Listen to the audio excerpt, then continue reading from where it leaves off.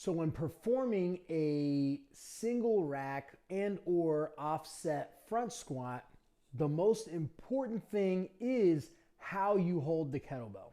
All right, so we're gonna go ahead and get this up into our hands.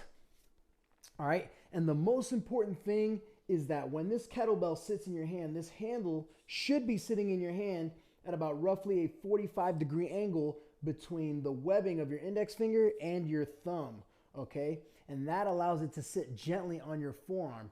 Once you have it there, you wanna make sure that you're cranking your hand just a little bit, so that way, when you have a nice strong rack, which is your elbow underneath your wrists, all right, this kettlebell sits firmly right on the outer part of your forearm there.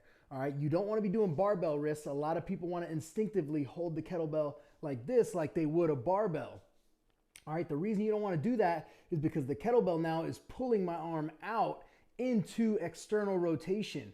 All right, and we actually want to make sure we're performing it almost like an isometric, where it's not pulling out and we're actively being able to pull it in, but it's also balanced for when we do other movements moving forward. I'm not going to get quite into that, but once you have this position right here, then it's just a matter of using your other arm however you see fit. You can keep it in like this, or you can hold it out for balance, but from there you just perform a squat just like you did for the goblet squat.